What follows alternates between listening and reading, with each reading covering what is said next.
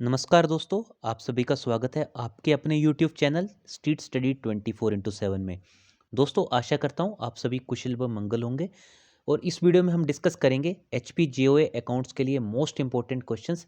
तो ये JOA account का जो मेरी सीरीज़ है उसका पार्ट 17 है। अगर आपने इसके पुराने पार्ट्स नहीं देखे हैं तो प्लीज़ एक बार प्लेलिस्ट में जाएं, जेओए अकाउंट्स करके सर्च कीजिए और वहाँ पे आप सारे पार्ट्स वन बाई वन करके सोल्व कर सकते हैं। इसके अलावा मैंने डिटेल सिलेबस भी वहाँ पे अपलोड किया हुआ है, वो भी आप प्लीज़ चेक कर लेना एग्ज़ाम देने से पहले। तो दोस्तों, स्टार्ट करेंगे क्वेश्चन नंबर फर्स्ट से। तो दोस्तों, जितने भी ये क्वेश्चंस हैं, ये आपके जेओए अकाउंट्स के अलावा जो आपका पंचायत समिति में भी अगर अकाउंट्स की पोस्ट निकलती हैं, या फिर जूनियर ऑडिटर्स की, या फिर क्लरिकल लेवल पे भी जो अकाउंट्स की वैकेंसीज निकलती हैं, वहाँ पे डेफिनेटली इंपॉर्टेंट क्वेश्चंस हैं। तो प्लीज़ इनको अच्छे से अटेम्प्ट कीजिए। सो क्वेश्चन नंबर फर्स्ट से स्टार्ट करते हैं। मिस्टर राम इशू से stop payment instruction to his banker to stop payment of cheque of 4 rupees 2 lakh, this is called as.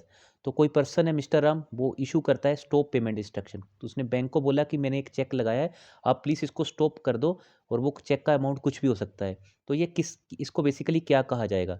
तो it is a mandate from Ram. तो एक मैंडेट दिया गया है राम की तरफ से बैंक के लिए। तो बेसिकली आपको ये क्वेश्चन याद रखना है, क्योंकि ऐसे-ऐसे क्वेश्चंस आपको एग्जामिनेशन में पूछे जाते हैं। आगे बैंक क्या करेगा? बैंक जिस बैंक के पास जाएगा वो बैंक इसको स्टॉप कर देगा। तो वो जो भी उसका सॉफ्टवेयर होगा, जैसे फिनेकल हो गया, या फिर अलग-अलग बैंक्स में अलग-अलग सॉफ्टवेयर यूज़ होते हैं, तो वहाँ पे कमांड से उसको वो स्टॉप पेमेंट कर देगा। But this is a mandate from Ram, not a advice. Next is question number 2. Legislation gives which body the power to specify a code of conduct for surveyors and loss assessors. तो जो legislation है वो किस body को power देती है to specify a code of conduct for surveyors and loss assessors? तो legislation किस बॉडी को ये पावर देगी? तो ये देगी IRDAI, that is insurance regulatory and development authority of India. आप मुझे कमेंट करके बताना IRDAI के हेड क्वार्टर्स कहाँ पे है।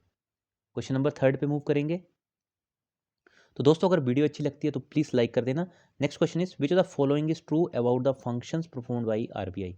तो इनमें से क्या सही है जो फंक्शन परफॉर्म की जाती है आरबीआई के द्वारा? First is it is the bank of issue. Next is it acts as the banker to the government. Next is it regulates the flow of credit.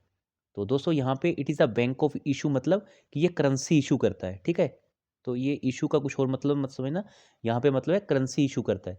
तो राइट है ये। It acts as banker to the government, ये भी सही है, क्योंकि ये banker to the government भी एक्ट करता है। हमने प्रीवियस टाइम में बहुत टाइम देखा है कि आरबीआई गवर्नमेंट को कुछ ना कुछ पैसा देता है। ये काफ़ी कुछ मीडिया में न्यूज़ भी आपने काफ़ी टाइम पहले सुना होगा।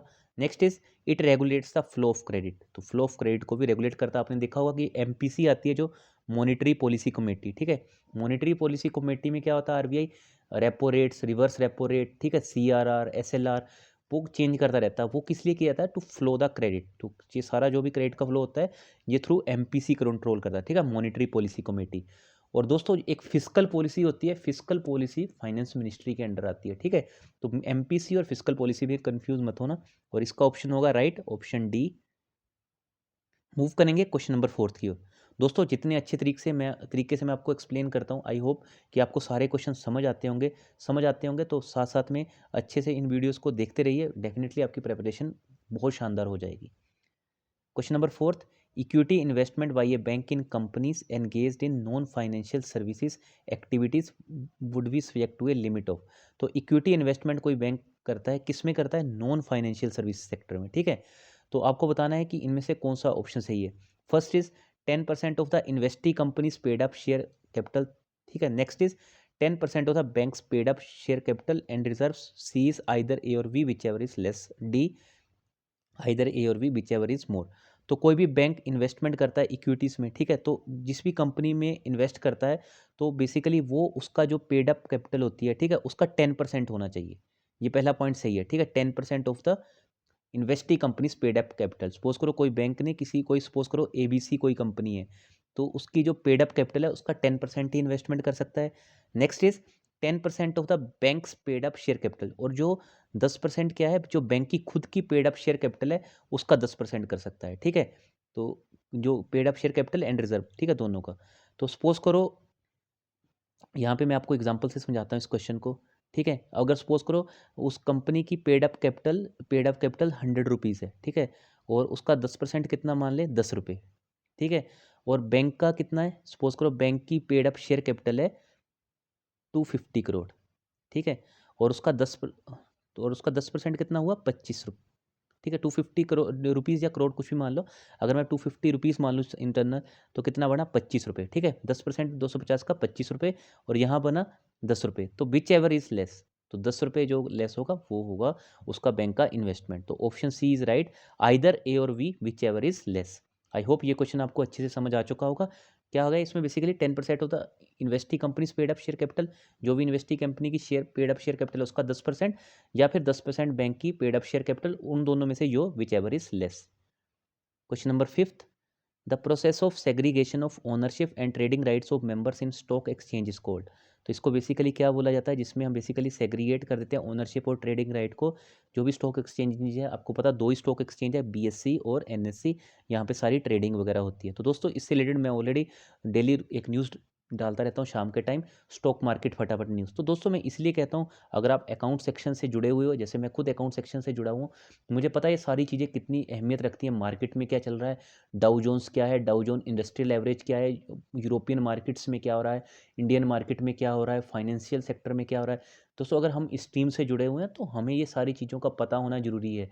तो जो क्योंकि बेसिकली क्या होता है, जो यूएस मार्केट में होता है वो सारी चीज़ें इंडियन मार्केट्स फॉलो करती हैं, ठीक है। यूएस मार्केट में जो चीज़, क्योंकि यूएसडी यूएस डॉलर की कितनी अहमियत है आप सभी को पता है, जो यूएस में होता है वो ग्लोबली डेफिनेटली वो सारी चीज़ें कुछ ना कुछ तरीके से हरकत में आती हैं।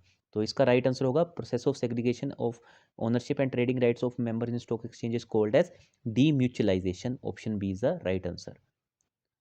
तो दोस्तों नेक्स्ट क्वेश्चन पे मूव करने से पहले यही कहना चाहता हूँ, अगर चैनल को सब्सक्राइब नहीं किया प्लीज़ सब्सक्राइब कर लें, साथ में बेल आइकन को भी प्रेस कर दें। इसके अलावा आप इंस्टाग्राम और टेलीग्राम दोनों जगह फॉलो कर सकते हैं, वहाँ पे मैं अपडेट्स डालता रहता हूँ जो मुझे इंपॉर्टेंट लगते हैं। इंस्टाग्राम पे सर्च कीजिए स्ट्रीट स्टडी 247, सेम लोगो देखने को मिलेगा। इसके अलावा टेलीग्राम पे भी सेम लोगों के साथ आप ज्वाइन कर सकते हैं। वीडियो अच्छी लगे तो प्लीज़ लाइक करना। इसके अलावा आप चाहें तो अपने दोस्तों के साथ शेयर भी कर सकते हैं। Share to WhatsApp, Facebook, Instagram, Telegram, हर जगह शेयर कर देना, ताकि आपके फ्रेंड्स जिनका भी एग्जामिनेशन है उनके लिए ये वीडियोस बेनिफिशियल हो सके। Question number six, EMB stands for what. तो ईएमबी किस चीज़ के लिए स्टैंड करता है, तो EMB stands for Europay, Mastercard and Visa. तो बेसिकली ये कार्ड यूजेस के लिए यूज़ होते हैं। तो ईएमबी के बहुत इंपॉर्टेंट क्वेश्चन है, मैंने बहुत बार ये क्वेश्चन ऑलरेडी देखा भी हुआ है। तो यहाँ पे कन्फ्यूजन के लिए आपको अलग अलग ऑप्शन दे दिए जाएंगे, बट आपको याद रखना है it stands for Europay, Mastercard and visa. Move करेंगे क्वेश्चन नंबर सेवन्थ की ओर, आरटीजीएस क्या है, ठीक है। आरटीजीएस के बारे में क्वेश्चन है ये, रियल टाइम जो ग्रोस सेटलमेंट है उसका क्या मतलब है। तो RTGS means a payment system in which both processing and final settlement of fund transfer takes continuously. तो इसमें क्या होता है, आरटीजीएस के लिए जो मिनिमम अमाउंट होता है वो होता है 2 लाख, ठीक है। 2 लाख एंड अबव पे ही आरटीजीएस होती है, ठीक है। अगर आप बोलो कि 1,99,999 है, मुझे इसका आरटीजीएस करवाना, तो सिस्टम उसको बेसिकली रिजेक्ट कर देगा, ठीक है।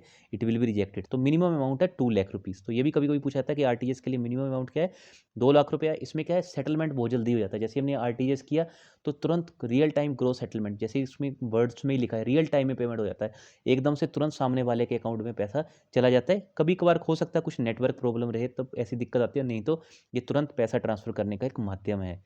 Two companies are merged, one of these is supplier of goods to the other, this merger is called as. तो दो कंपनियां मर्ज होगी, सपोज करो कंपनी ए और कंपनी बी, ये दोनों आपस में मर्ज हो गई हैं, ठीक है। अब इनमें क्या है, सपोज करो कंपनी ए यहाँ पे कंपनी बी को कुछ सप्लाई करती है, सपोज कर ले हम सप्लाई करती है ट्रांजिस्टर का, ठीक है। तो इन्होंने कंपनी ए ने कंपनी बी को किया यहाँ पे ट्रांजिस्टर का सप्लाई, ठीक है। तो इस तरह का मर्जर क्या होगा, जिसमें एक कंपनी दूसरी कंपनी को सप्लायर का काम करती है। तो इस तरह के मर्जर को कहा जाता है वर्टिकल मर्जर। तो vertical merger is type of merger in which one of the company supplier to the other company. Next is which the following is not a function of ARC, asset reconstruction company का क्या function नहीं है। तो दोस्तों option D भी सही है, it acts as a receiver of court tribunal, acts as manager, acts as agent of recover.